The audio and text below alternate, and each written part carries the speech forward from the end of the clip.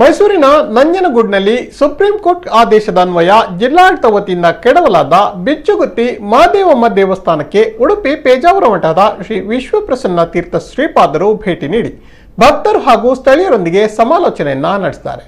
ಈ ಸಂದರ್ಭ ಮಾತನಾಡಿದ ಅವರು, ದೇವಾಲಯಗಳ ತವರೂರು ಭರತ ಕಂಡ. ಇಂತಹ ದೇಶದಲ್ಲಿ ದೇವಾಲಯ ಕೆಡವಿರುವ ಘಟನೆ ನಡೆದಿರುವುದು ಖಂಡನೀಯ. ಏನಾದರೂ ನಾವುಗಳು ಇಂತಹ ಘಟನೆಯಿಂದ ಎಚ್ಚೆತ್ತುಕೊಳ್ಳಬೇಕಾದ ಅಗತ್ಯ ಇದೆ ಎಂದರು. ಇನ್ನು ಕೃಷ್ಣಮಠ ಸಂಸ್ಥಾನದ ವತಿಯಿಂದ ದೇವಾಲಯ ಪುನರ್ ನಿರ್ಮಾಣಕ್ಕಾಗಿ 1 ಲಕ್ಷ ರೂಪಾಯಿಗಳ ದೇಣಿಗೆ ನೀಡಲಾಗಿದ್ದು, ಭಕ್ತರಿಂದಲೂ ಅತಿ ಹೆಚ್ಚು ದೇಣಿಗೆ ಹರಿದು ಬಂದು ಶೀಘ್ರವೇ ದೇವಾಲಯ ಪುನರ್ ನಿರ್ಮಾಣವಾಗಲಿ ಎಂದರು. ನಿರ್ಮಾಣ ಆಗಬೇಕಾಗಿದೆ. ನಾವು ನಮ್ಮ ಸಂಸ್ಥಾನದ ವತಿಯಿಂದ ಕೃಷ್ಣದೇವರ ಪ್ರಸಾದವಾಗಿ 1 ಲಕ್ಷ ರೂಪಾಯಿಗಳನ್ನು ನಿಧಿಗೆ ನೀಡುತ್ತಾ ಇದ್ದೇವೆ.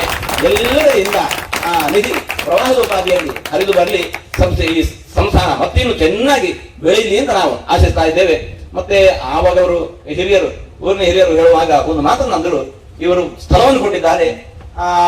ಪ್ರಾರಂಭದಲ್ಲಿ ಮಾತನಾಡಿದವರು, ಇಲ್ಲಿ ಮೊದಲು ಮಂದಿರ ಇರಲಿಲ್ಲ, 2 ಕಲ್ಲುಗಳ ಮೇಲಿನ ಮಣ್ಣಿನ ಹೊದಿಕೆ ಹಾಕಿತ್ತು ಅಂತ. ಆವಾಗ ಅದುವೇ ದೇವಸ್ಥಾನ. ಅದು ದೇವಸ್ಥಾನ ಅಲ್ಲ ಅಂತ ಹೇಳಬೇಡಿ, ಅದು ದೇವಸ್ಥಾನ ಅಲ್ಲ ಅಂತ ಹೇಳೋದು ದೇವಸ್ಥಾನ. ದೇವರ ಸ್ವರೂಪ ಹಾಕಿತ್ತು ಅಷ್ಟೇ. ಮೊದಲು ದೇವಸ್ಥಾನ ಇಲ್ಲ ಅಂತ ನಾವು ಖಂಡಿತ ಅದನ್ನು ಹೇಳಬಾರದು. ದೇವಸ್ಥಾನ ಇಷ್ಟು ದೇವಸ್ಥಾನ ಇತ್ತು, ಅನುಕೂಲ ಇದ್ದಾಗ ನಮ್ಮ ಅನುಕೂಲಕ್ಕೋಸ್ಕರ ನಾವು ದೊಡ್ಡ ಮಾಡಿಕೊಂಡಿದ್ದೇವೆ. ಹೊರತು ಮೊದಲು ದೇವಸ್ಥಾನ ಇರಲಿಲ್ಲ ಅಂತ ನಾವು ಹಾಗೆ ಬಿಂಬಿಸೋದು ಬೇಡ. ಅದು ಅದೇ ದೇವಸ್ಥಾನ, ಅದು ದೇವಸ್ಥಾನವೇ. ದೇವಸ್ಥಾನಕ್ಕಂದ್ರೆ ಇಷ್ಟು ದೊಡ್ಡದಿದ್ದಾಗ ಮಾತ್ರ ದೇವಸ್ಥಾನ, ಸಣ್ಣದಿದ್ರೆ ದೇವಸ್ಥಾನ ಅಲ್ಲ ಅಂತ ನಾವು ಖಂಡಿತ ಹೇಳೋದು ಬೇಡ. ಅವಾಗಲೂ ಇದ್ದದ್ದು ದೇವಸ್ಥಾನವೇ.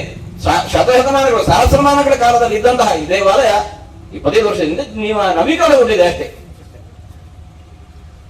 100 ವರ್ಷ ಹಳೆಯ ಇತಿಹಾಸ ಇರತಕ್ಕಂತಹ ಒಂದು ಕಟ್ಟಡವನ್ನು ಮುಟ್ಟಬೇಕು ಅಂತಿದ್ರೆ ಕೋರ್ಟ್ನ ಇದು ಬೇಕು ಅಂತ ಹೇಳುತ್ತೆ, ಪರ್ಮಿಷನ್ ಬೇಕು ಅಂತ ಹೇಳುತ್ತೆ. ಹಾಗಿರುವಾಗ ಏಕಾಏಕಿ ಇದನ್ನು ಹೇಗೆ ಇದನ್ನು ಅಷ್ಟು ಶತಮಾನದ ಕಾಲದ, ಸಹಸ್ರಮಾನ ಕಾಲದ ಗುಡಿಯನ್ನು ತೆರವುಗೊಳಿಸ್ತಾ ಇದ್ದಾರೆ?